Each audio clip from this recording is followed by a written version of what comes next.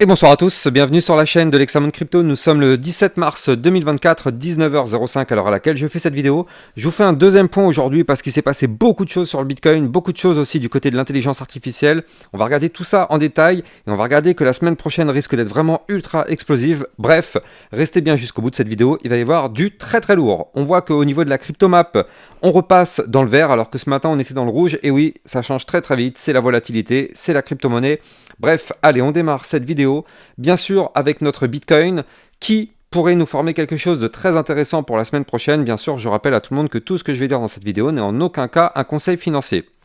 Alors souvenez-vous, je vous avais expliqué que là, ce qu'il faudrait, c'est qu'on arrive à clôturer la semaine au-dessus du niveau des 66 956 $.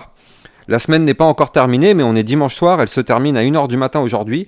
Donc effectivement, là, il y a quand même de très fortes chances pour qu'on arrive à sauvegarder le niveau de support des 66 956, alors qu'encore, ce matin, on était plus bas. Ce matin, on était à 65 000, 66 000, un truc comme ça. Et là, on a quand même réussi à pas mal remonter. Maintenant, au niveau du Bitcoin, il faut impérativement sauvegarder ces 66 956. Et vraiment, le top du top, ce qu'il faudrait vraiment, ce qui serait vraiment magnifique, c'est de faire une clôture hebdomadaire au-dessus des 69 005 pour breaker de façon officielle l'ATH. Je rappelle que pour l'instant, du côté de l'ATH, on a juste fait des touchettes et on a été chercher des points plus hauts, mais à aucun moment, en vue long terme, à aucun moment, strictement aucun moment, l'ATH n'a été menacée. On a touché l'ATH, on a fait des mèches plus hautes, mais à aucun moment on a fait une clôture au-dessus de l'ATH, ce qui fait que l'ATH, aujourd'hui, persiste encore. L'ancien ATH des fameux 69 005 est toujours notre résistance absolue.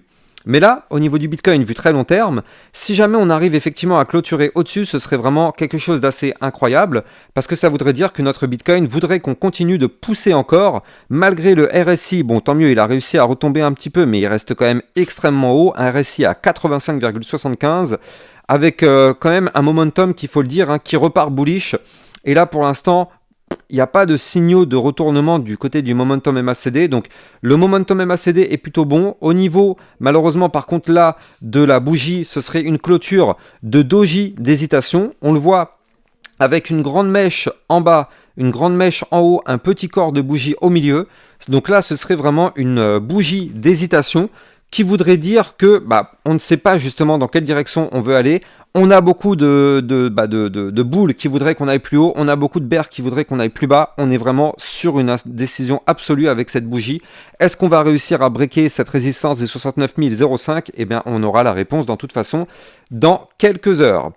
Ce que je voulais vous montrer surtout, c'était notre biseau descendant. Souvenez-vous, je vous en avais parlé ce matin dans ma vidéo. Je vous avais expliqué que notre Bitcoin avait formé en vue 4 heures un biseau descendant. On le voit parfaitement ici, donc ce triangle orange qui descend. Ça, c'était notre biseau descendant. Et donc, je vous avais expliqué que ça, c'était une figure chartiste qui avait plus de probabilité de breaker par le haut plutôt que par le bas. Et on voit effectivement, c'est ce qui s'est passé. On a breaké par le haut, surtout en vue 4 heures. Ce matin, on était quelque part par là. On était en dessous la résistance, donc le trait jaune qui est là, pardon. Donc c'était la résistance des 66 956, on était juste en dessous ce matin, mais je vous avais expliqué que potentiellement on pouvait remonter, et si on breakait cette résistance des 66 956 $, on pourrait avoir effectivement une remontada, et c'est ce qu'on a eu, parce qu'en même temps on a breaké notre biseau descendant, qui est une figure chartiste de retournement haussière, je le rappelle. D'ailleurs, pour tous ceux qui veulent apprendre les bases du trading, sur mon site internet que vous allez trouver en description de cette vidéo, vous allez trouver bien sûr toutes mes vidéos formation gratuites en libre accès sur mon site internet. Donc ça, n'hésitez pas à taper dedans, c'est gratos, c'est de la formation gratuite. Il y a des youtubeurs qui vous font payer ça 800 ou 1000 euros, je sais plus c'était quoi les prix que j'avais vus, mais c'était exorbitant. Moi, tout est gratuit sur mon site internet. Bref. Donc là, du côté du Bitcoin, vu 4 heures, franchement, ça devient vraiment très intéressant. Et là, si on arrive effectivement maintenant à breaker notre résistance des 69 005, ça pourrait être effectivement très intéressant. Maintenant, attention, là, on arrive ici sous grosse résistance. On a le milieu des bandes de Bollinger. On a d'ailleurs le milieu des bandes de Bollinger qui se trouve à 68 251. Puis on a la moyenne mobile 50 périodes à 68 767 et on a justement la résistance majeure des 69 005. Donc là on arrive vraiment sous grosse résistance. Mais si on arrive à péter cette résistance, ce serait bien sûr pour remonter. pour aller chercher les 70 210, voire même des points beaucoup plus hauts, notamment la dernière touchette qui a été faite aux 73 717 $. Donc ça, ce serait quelque chose qui serait possible, mais à l'unique condition, bien sûr, de breaker de façon valide et confirmée, effectivement, notre grosse zone de résistance des 69 005. Mais là, ce qu'il nous faudrait, je pense que les chances de breaker en one-shot cette résistance sont minces. Ce qu'il faudrait, c'est un rejet par cette résistance, puis derrière une chute. On revient à retester les 66 956, qui serait un scénario parfait si on ne le break pas. Et là, boum, on s'appuie dessus, on fait une deuxième anse, bim, on décolle, parce que là, on formerait cette fois-ci un premier bottom. Rebond sur la ligne de support, deuxième bottom, bim, figure chartiste de retournement haussière, et on décolle. Ce serait le scénario vraiment idéal, à moins que le Bitcoin décide de breaker en one shot, mais j'y crois quand même plutôt moyen. Mais en tout cas, là, on voit que notre Bitcoin reprend de la force grâce à notre biseau descendant, et donc tant mieux, on n'a pas encore été chercher la target du biseau descendant, bien sûr, mais de toute façon, nous, ce qui va être vraiment déterminant, c'est cette fameuse résistance des 69 005. Donc là, affaire à surveiller, c'est vraiment une information très importante, et il faut cumuler ça avec le fait que là, cette semaine, mercredi, à 20h, non même pas, 19h30 d'ailleurs, il faudra vraiment être au taquet parce que là, ça va être une information très importante qui va tomber. On va avoir la décision de la Fed sur les taux d'intérêt. Donc là, attention, on s'attend à ce qu'il n'y ait ni une hausse ni une baisse au niveau des taux d'intérêt. On s'attend à avoir le même niveau que ce qu'il y avait le mois précédent. Donc attention, risque extrême de volatilité si on a quelque chose de différent. Si on a plus, ce serait une très mauvaise nouvelle. Si on a moins que les 5,5 qui sont attendus, ce serait par contre une bonne nouvelle. Donc là, attention à ça, on va surveiller ça de très près. De toute façon, on aura le temps de se remettre sur la question d'ici mercredi. Mais je voulais vous en parler parce qu'effectivement, c'est une information extrêmement importante. Du côté des altcoins, eh bien sûr, on a poussé du côté des cryptos de l'intelligence artificielle. Je rappelle aussi que sur mon channel des alertes, eh bien ce sont pas mal d'alertes qui ont été validées. Je vous avais parlé du AGIX, il était 10h19 ce matin. Si on regarde ce que nous a fait le AGIX, il a juste explosé. Il a pris un plus combien? Attendez, il est où? AGIX USDT, je crois qu'il a pris plus 15 ou 20%, je sais plus. Ouais, voilà. Tac, l'AGIX, il avait été donné ici ce matin. Si on va chercher la mèche, il a fait plus 16%. Et pareil, j'avais donné effectivement juste avant une crypto, le Fetch. Regardez ça, l'image, on était là sur le FET. Donc là, il était quelle heure? Il était 9h53 ce matin quand j'avais donné l'alerte sur le FET. Combien il nous a pris? Il nous a pris un très joli, voilà, on retrouve exactement le pattern de ce matin. Je vais donner l'information ici. Et boum! Donc si on reprend mon image, regardez, c'est ça. Et donc depuis cette alerte sur le FET, on a pris exactement plus 18,62, donc ça c'est dans notre poche, c'est pour toutes les personnes qui sont dans mon channel des alertes.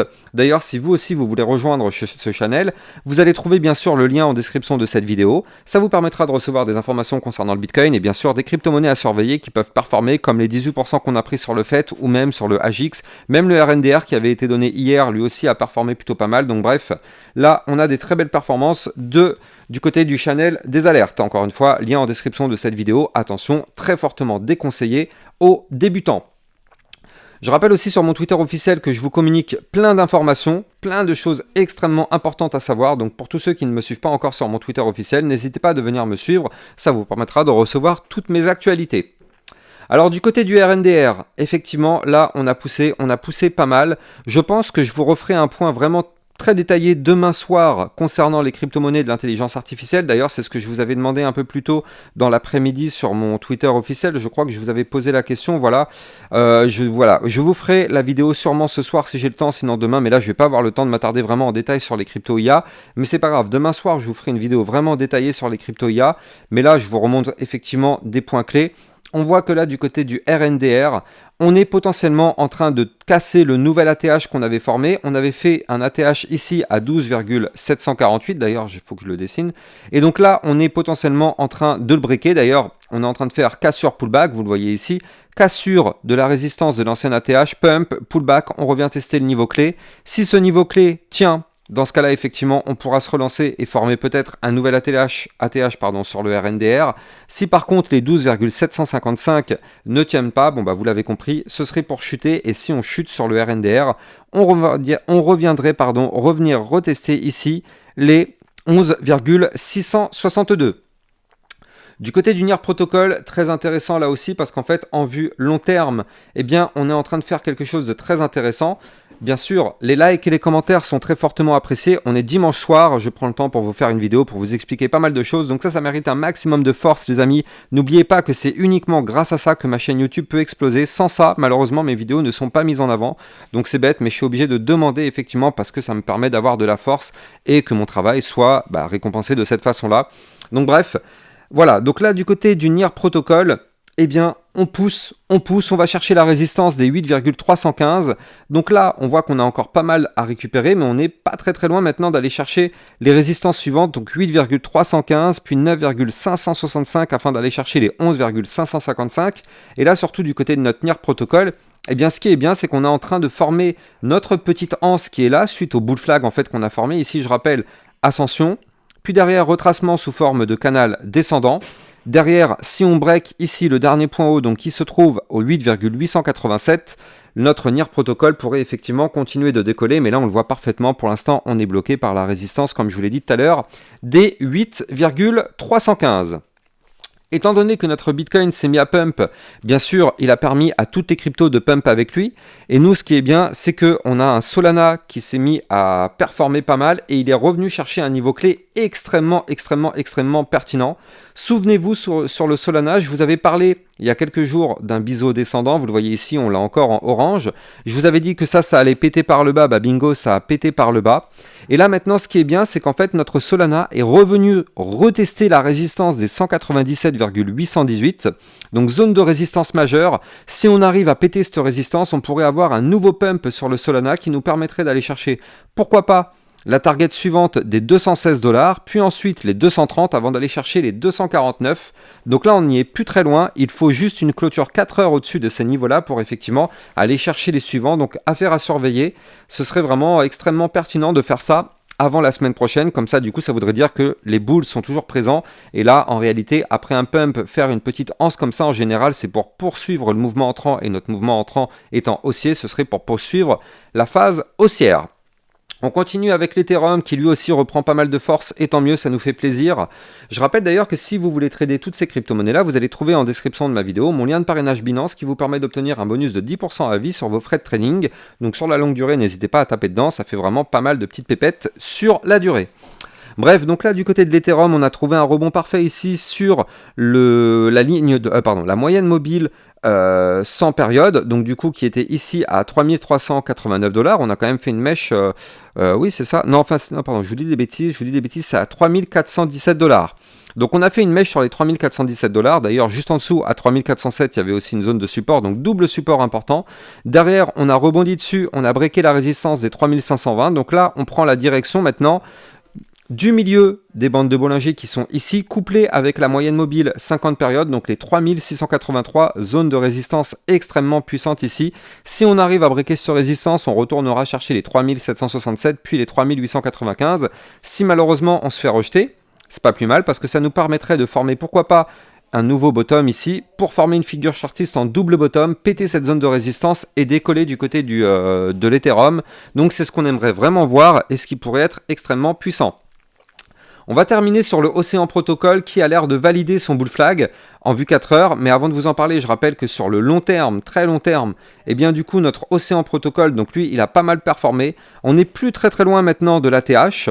Mais là, on voit que la semaine précédente, on a breaké ici la résistance des 1,254. Là, cette semaine-là, on est en train de former un pullback. D'ailleurs, on est revenu tester quand même le support des 1,140. Pour l'instant, ce support a l'air de maintenir le cours. Donc pour l'instant, tant qu'on maintient ce support-là, tout va bien. Ce qu'il faudrait maintenant, c'est un nouveau décollage. Et pour avoir un décollage, il fallait breaker ce canal, ce canal descendant par le haut, qui est en réalité un bull flag, parce que comme on le voit ici, on a un mouvement entrant qui est haussier. Et derrière, on forme un canal descendant.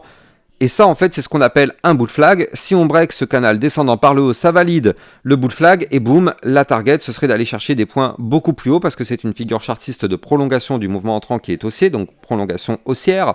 Là, on voit qu'en vue 4 heures, on a breaké ici les 1,140. On vient faire le pullback dessus, ça a l'air de tenir pour l'instant. Si ça tient, ce serait pour aller chercher les 1,2541. Puis ici, les 1,30 36,77 avant d'aller chercher les 1,436, voire même les 1,518. Donc là, du côté du Océan Protocol, ça pourrait être vraiment extrêmement intéressant. Avec cette belle bougie de cassure qu'on a eu là, il y a du volume. On voit qu'au niveau du momentum MACD, on repasse boule. On a cassé le momentum bear, on repasse boule. Donc franchement, du côté du Océan, il pourrait se passer pas mal de choses très intéressantes. De toute façon, moi demain, je vous ferai une vidéo beaucoup plus complète sur toutes les cryptos IA. Donc n'hésitez pas à vous abonner à ma chaîne YouTube si ce contenu vous intéresse. J'ai plus qu'à vous donner rendez-vous demain matin à 8h. Soyez au rendez-vous pour une vidéo du Bitcoin bien sûr et des crypto-monnaies du top 100. Et puis demain soir pour une vidéo concernant les cryptos intelligence artificielle. J'ai plus qu'à vous souhaiter un excellent dimanche soir. Ciao ciao.